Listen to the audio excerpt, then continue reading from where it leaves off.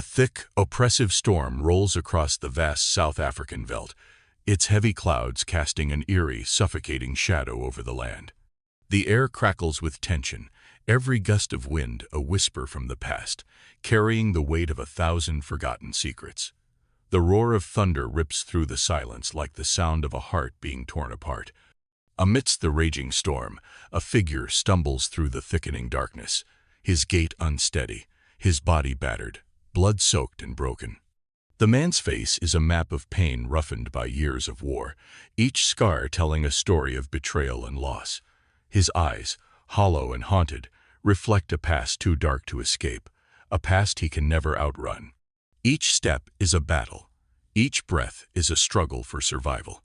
His footsteps falter as his vision blurs, but then, through the howling wind and pelting rain, he sees it a faint flicker of light in the distance, cutting through the storm like a beacon. A farmhouse. A promise of shelter. Or perhaps an invitation to the end. His heart races with a mixture of hope and dread, pulling him toward the light with the urgency of a man at the edge of his life. But as he stumbles closer, something inside him begins to stir an unsettling feeling, a gnawing sense that the light is not a salvation, but a trap. His instincts scream at him to turn away, yet his legs carry him forward, driven by a need greater than fear, a deep hollow ache that whispers of unfinished business, a past that refuses to stay buried. With each agonizing step, memories flood his mind, the faces of those he betrayed, the screams of those he abandoned, and the unshakable weight of guilt that has followed him like a shadow. The storm rages on, the thunder now a drumbeat in his chest, as if the earth itself is conspiring against him, urging him to turn back. But then he sees her. A shadow behind the dim glow of the farmhouse window. She stands motionless, watching him from within, her figure barely visible, yet unmistakably present. The wind howls louder, the rain pelting harder, but in that moment, time stands still. His breath catches in his throat. He knows her. He hasn't seen her in years, but he knows her. The woman from his past, the woman he had betrayed. His body goes cold as memories flood, in not the kind of memories that bring comfort, but the kind that make your skin crawl. The whispers of things left undone, of promises broken, of a life destroyed. And yet, here she is standing in that same light, a beacon, a ghost of what could have been. The storm intensifies, the world around him growing more suffocating with every passing second. He struggles to move, his legs giving way beneath him, his mind reeling with the weight of what he has done. Salvation or doom. Just as he reaches the door, the light flickers, as if in warning. The door creaks open, revealing the woman's face, and the coldness in her eyes that mirrors his own. The door shuts behind him with a thud, and the storm outside roars as if in triumph, drowning out all sound. He's in her world now, and she's been waiting. Cliffhanger ending. The man takes one final breath, the air thick with tension. But before he can speak, the woman's voice cuts through the silence, low, steady, and filled with a promise of reckoning. Welcome home. The door slams shut, plunging them both into darkness. The stranger's arrival. The farmhouse stands like a forgotten relic on the edge of the veldt, its wooden frame weathered by time and storm, yet it endures. It's a place that feels both isolated and heavy with the weight of secrets, its walls whispering stories of the past. The man, weary and bloodied, staggers through the door, collapsing onto the cold wooden floor. He has no strength left to knock, no voice left to speak. The wind outside screams in fury, but inside, the air is strangely still. And there she is standing in the doorway, watching him with a gaze that feels like it pierces his very soul. She is a woman of few words, but there is something undeniable about her. Her presence commands the room. Her eyes, sharp and unyielding, seem to see through him, as if they already know everything there is to know about his tortured soul. Her silence is not the quiet of a stranger, but the silence of someone who has been waiting for this very moment. She moves with calculated grace, her every motion deliberate. The shadows of the room seem to bend toward her, as if the very space around her has grown accustomed to her presence.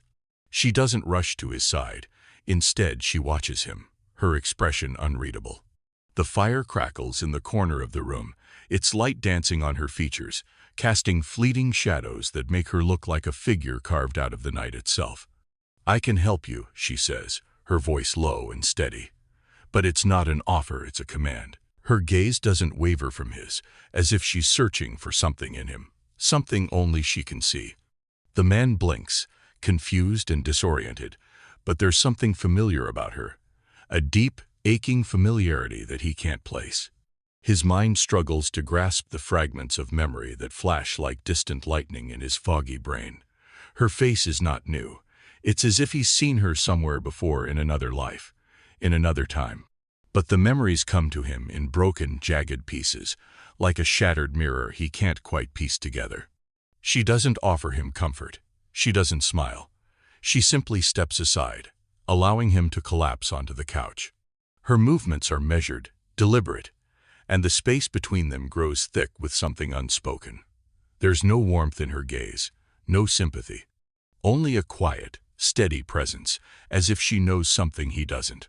As he rests, trying to collect his thoughts, she leaves him to his own devices. But it's not an abandonment, it's a calculated distance, as though she's waiting for something. The man's mind races. Every word she spoke felt like a test, every movement of hers a question he couldn't answer. Why does she seem so familiar? Why does her presence bring him both comfort and dread? He tries to focus, to remember the faces from his past, the betrayals that led him here. But every time he looks up, she's watching him from the other side of the room, her face unreadable, her eyes sharp as a blade. There's something about her, something that doesn't add up. And then, just as his thoughts begin to drift toward the memories he's tried so hard to bury, she speaks again, her voice cutting through the tension. "You don't recognize me, do you?" she asks, her tone so casual, it sends a chill down his spine. The man's heart races. There's no mistaking it now. Her words are laced with a quiet confidence that unsettles him. She knows something, something he doesn't. He opens his mouth to speak, but the words stick in his throat. How does she know him? Why does she look at him like that, as if she's been waiting for this very moment? Before he can gather himself, she turns and walks toward the kitchen, her back to him. Her silhouette in the dim light seems almost ethereal, like a ghost from a past he never knew. And just as he's about to call out, to ask her who she is, a sound freezes him in place, the soft click of a door closing somewhere in the distance. The air shifts. The man feels it. The tension, the unspoken history between them, has reached its peak. A storm is brewing within these walls, one that neither of them can escape. As he opens his mouth to finally speak, to demand answers, she turns back toward him, and the look on her face is not one of surprise, but of knowing. "Do you remember now?" she asks, her voice cutting through the silence like a knife.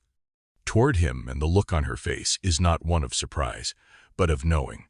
"Do you remember now?" she asks, her voice cutting through the silence like a knife. Cliffhanger ending. The man's pulse quickens. For the first time since he arrived, he feels something other than pain and fear, a creeping sense of dread, of realization. He knows this woman. He knows her, but the memories are buried too deep to surface.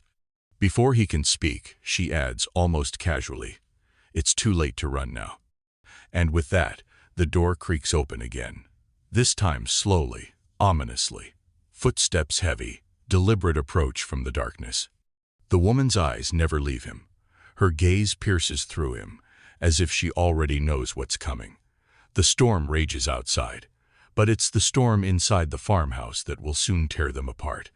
The man is not alone anymore. Secrets and suspense. The farmhouse is eerily quiet.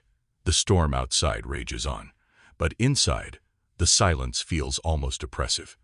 The man lies on the old couch, staring at the ceiling, his body drained of strength, but his mind racing with the fragments of his past.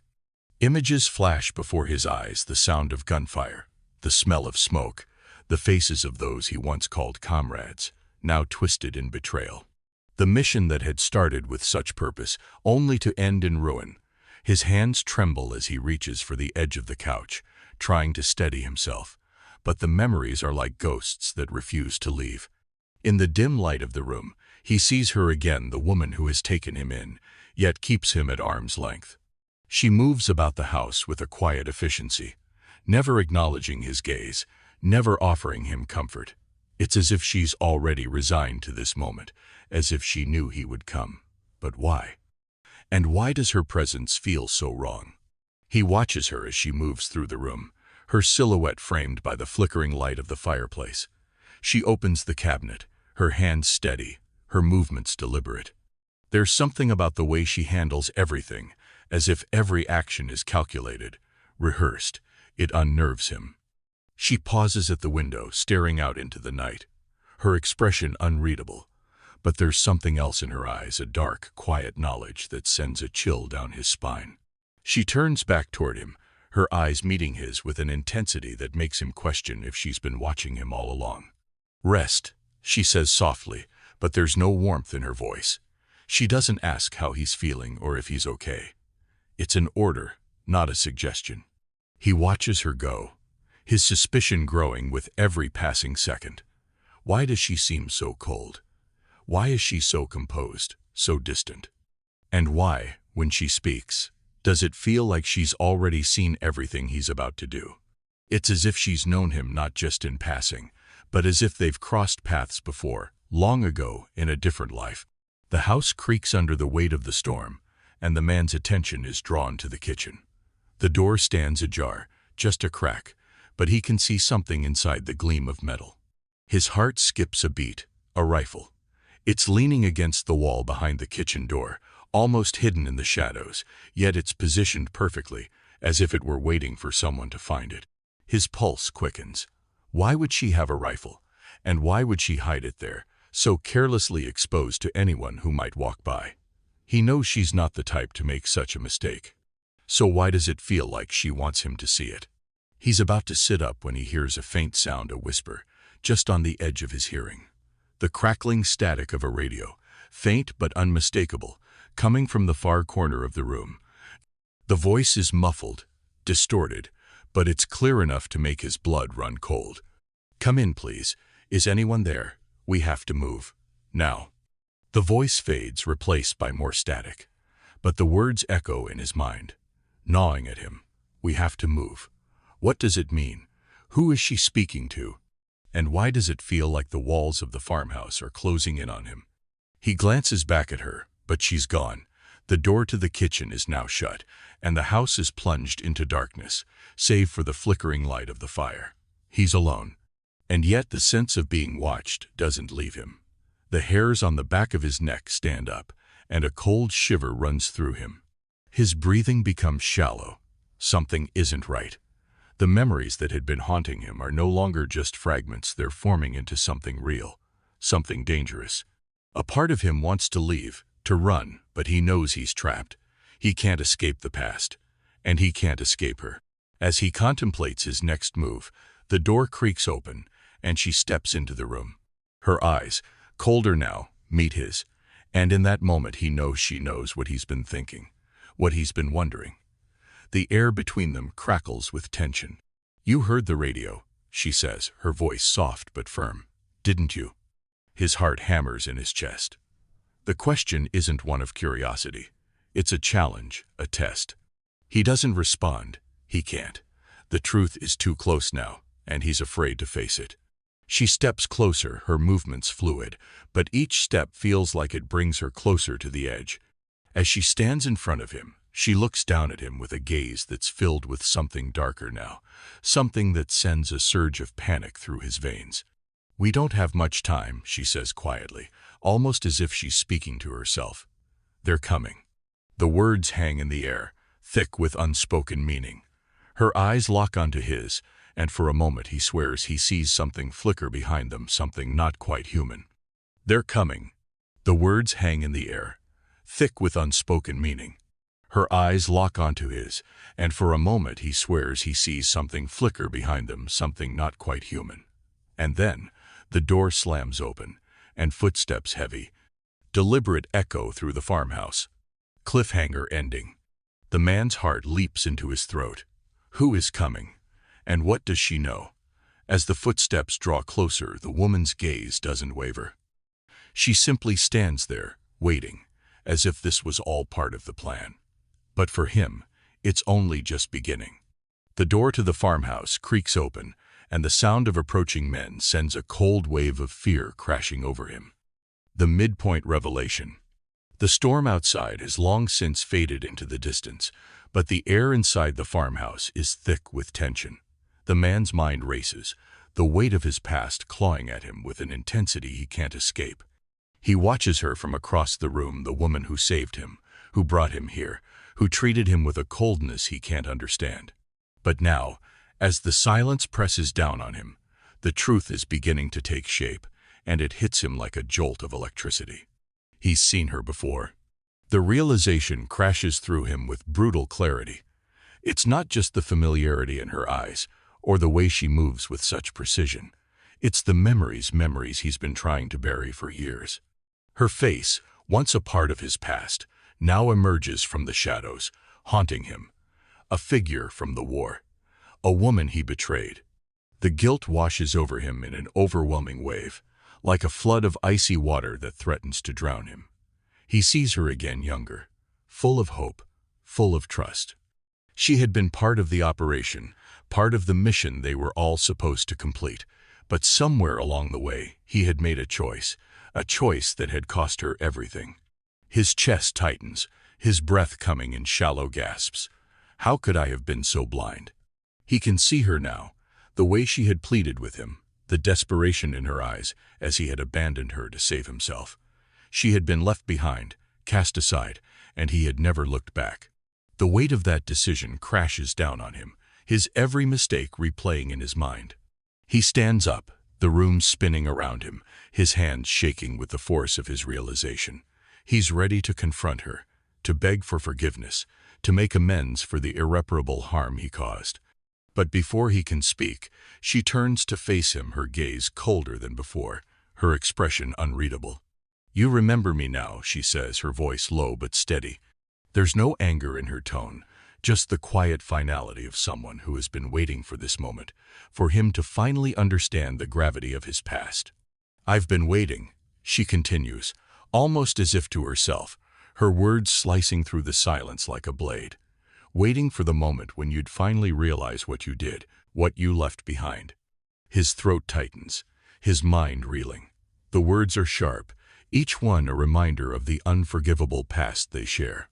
He takes a step forward, wanting to apologize, wanting to explain, but he's stopped in his tracks by the look in her eyes. There's no trace of warmth, no sign of the woman he had once known. She's a stranger to him now, a woman twisted by the pain of betrayal. "I don't need your apologies," she says, her voice cutting through the air like a cold wind. "I don't need you to tell me how sorry you are. You left me to die. You turned your back on me, and now I've waited long enough." She steps closer, her presence filling the room, her every movement purposeful, like she's in control of everything. She's not the woman he remembers. She's something else entirely, a woman forged in the fires of betrayal, shaped by the anger and loss that have haunted her for years. "I've been preparing for this moment," she says, her eyes dark with the weight of the years that have passed, "preparing for the reckoning. And now you're trapped." Before he can respond, before he can try to explain, the sound of a door creaks open behind him. He spins around, his pulse racing, but it's too late. The farmhouse, once his refuge, now feels like a cage closing in on him. He looks back at her, his heart pounding. Her gaze is unwavering, her expression one of quiet resolve. She's known all along that this moment would come. She's known all along that he would have no choice but to face the truth. A soft click echoes through the room, and the man realizes, with horror, that he's been caught. The door behind him has been locked. There's no way out. His mind races, his pulse quickens. This wasn't just an encounter with the woman from his past. This was a trap carefully orchestrated, patiently constructed, and now he is the one ensnared. She takes a step forward, her eyes never leaving his. "You thought you could escape," she says, her voice low, almost regretful. You thought that running away from your past would free you. But you can't run forever, and you can't escape what you've done. The man feels the weight of her words like an anchor pulling him down. The past, the guilt, the betrayals. It's all come rushing back in an instant, and now there's no running from it.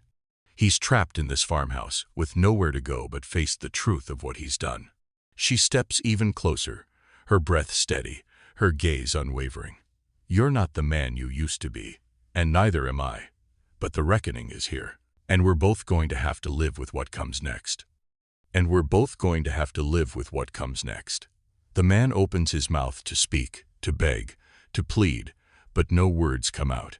His heart races in his chest, a storm of emotions that he can't control. He has nothing left to say, nothing left to offer. And then, as if to punctuate her words, she turns and walks away, leaving him alone in the dim light of the farmhouse. The sound of her footsteps echoing in the silence, each step a reminder of the darkness between them, the darkness that can never be erased. Cliffhanger ending. The door slams shut behind her, and the man is left in the dim light, alone with his guilt and his regrets. Outside, the wind picks up, howling against the walls of the farmhouse. But inside, there's only silence. And then a voice. "It's time," she says, from the other side of the door. And the man knows, with a terrible certainty, that there is no going back. The reckoning has come. The back exit now. Without waiting for him to respond, she moves quickly, her steps light but purposeful, as if she's done this before. The man follows, his mind a blur, his heart thundering in his chest. He doesn't know whether he can trust her, but in this moment, with the storm of their past crashing against the present, they have no choice but to fight together. They move through the dark, narrow halls of the farmhouse, the dim light flickering above them. The air is thick with the scent of dust and the tension of unspoken truths. Every creak of the floorboards, every gust of wind outside, sends their nerves into overdrive. They know the men are close, and they know that if they don't make it out, this could be the end of everything. Then, just as they reach the back door, the unmistakable sound of boots hits the porch. The door handle rattles violently. They're here. The woman's eyes widen in realization. "We're not going to make it in time," she whispers, her breath catching in her throat. The man's hand tightens around the handle of the door. He turns to her, his heart pounding in his chest. "We have to." But before they can act, the door bursts open with a deafening crash. The room goes silent, every breath frozen in the moment. Standing in the doorway, silhouetted against the storm, is a group of armed men, their eyes locked on the two of them. And then, the woman does something unexpected. She pulls out a weapon from beneath her coat, aiming it at the group with a coolness that betrays nothing of the fear she must feel. "Get down," she orders him, her voice like steel. And in that moment, everything changes. Cliffhanger ending. The man drops to the ground, the sound of gunfire filling the room as the woman opens fire, her aim true.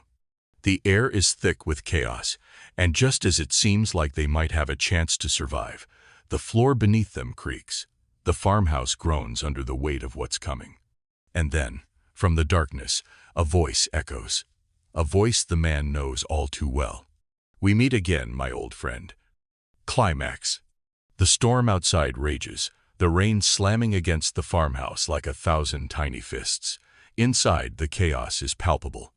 The man and the woman are surrounded. The armed men, their cold eyes glinting with malice, have them cornered. Time slows to a crawl, every breath heavy with tension, every heartbeat loud enough to drown out the sounds of the storm. The woman, resolute as ever, has her weapon aimed at the intruders. Her eyes lock on to the leader, the man who has been hunting them both. The intensity in her gaze reveals everything she's fought for: revenge, survival, and now, perhaps, justice. But even as she stands there, unshaken, the man feels a wave of regret wash over him. The woman he had betrayed, the woman he'd left to face the horrors of war alone, is now his only ally. And he's not sure if he can make things right. The leader of the group sneers, his voice cutting through the silence like a blade. "Did you really think you could escape your past? It's over. All of it." He gestures to his men, and the tension reaches a breaking point. The woman's fingers tighten on the trigger, but just as the moment seems to snap, a shadow moves the man. Without warning, he lunges at the leader, tackling him to the ground, knocking the gun from his hand. Chaos erupts as the two men grapple fiercely, each struggling for control, their bodies crashing against the cold wooden floor. The woman watches in a mixture of disbelief and desperation, her gun still raised but her mind racing. The man's actions, his sudden sacrifice, catch her off guard. He's throwing himself into danger, not for revenge, but for something more. Could it be redemption? Could it be for her? The sounds of struggle intensify. The leader is strong, but the man fights with the ferocity of someone who knows this could be his last chance to make things right. And then, in a split second, the man manages to overpower him, disarming the leader. He's on top of him now, his fists landing blow after blow, his chest heaving with rage and regret. "This is it," the woman murmurs, her voice filled with a rare tremor of fear. She wants to stop him, to pull him back from the brink. But she knows that this is his battle, and his alone. The leader, bloodied and weakened, manages to whisper through clenched teeth, "You'll regret this." The man freezes, his fist raised midair, the words cutting through him like a cold wind. Regret, after everything he's done, after everything he's lost. How could he possibly regret this? But in that moment of hesitation, something shifts. The woman steps forward, her eyes wide with a mixture of admiration and concern. "Enough," she says softly, her voice like a prayer. "Let him go." The man looks up at her, and for a brief moment, the weight of his past presses down on him. He lowers his fist slowly, his breathing ragged. The leader lies there, trembling, but the danger has passed, for now. The tension in the room lingers, thick and unrelenting. The woman steps closer, her eyes never leaving the man. There's no victory in her gaze, only the quiet understanding of what has just transpired. The leader lies there, trembling, but the danger has passed, for now. The tension in the room lingers, thick and unrelenting. The woman steps closer, her eyes never leaving the man. There's no victory in her gaze, only the quiet understanding of what has just transpired. For a long time, neither of them speaks. The man stands, his shoulders slumped, his mind a swirl of emotions. The woman watches him, her face unreadable. Finally she speaks, her voice low but steady. "You saved me, but at what cost?" He meets her gaze, his heart heavy with the unspoken words. At what cost? Was it enough? He doesn't have an answer. He doesn't know if he ever will. The woman takes a step back, her eyes flickering with something deeper. Pain? Regret? Or perhaps, just perhaps, a glimmer of something else, something that could have been. What now? She asks, the question heavy with the weight of everything that's happened. The man's voice is thick with emotion as he speaks, the words coming out slowly, like a confession. I don't know. I thought I could make it right. I thought I could." But she cuts him off, her eyes now hard, like a steel trap. "You can't just fix everything with one act of bravery. You can't erase the past. Not for me, not for you." Her tone is fierce now, as though she's pushing him away to protect herself from something even worse than the pain of the last few years. "You've been running from yourself, from the things you've done. But the truth is, you may have saved me, but you can't save us." The words land like a gut punch. The man's face hardens, but inside, he feels as though the ground beneath him has just crumbled away. Us. They were never meant to be. How could they be? There's too much darkness between them. Too much pain. She turns away, her back to him now. The man can't move. His legs feel like lead. The weight of the moment presses down on him, the finality of it all sinking in. She's right. He can't save them. Not this time. And then, just as he takes a step forward, ready to apologize, to try and salvage whatever might be left, there's a sudden sound, a soft, almost imperceptible click. Before he can react, the woman freezes, her eyes going wide with horror. She spins around, her face pale. Number? No, it can't be.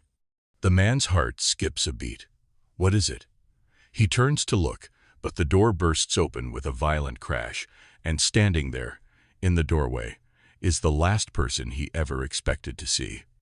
The door bursts open with a violent crash, and standing there, in the doorway, is the last person he ever expected to see.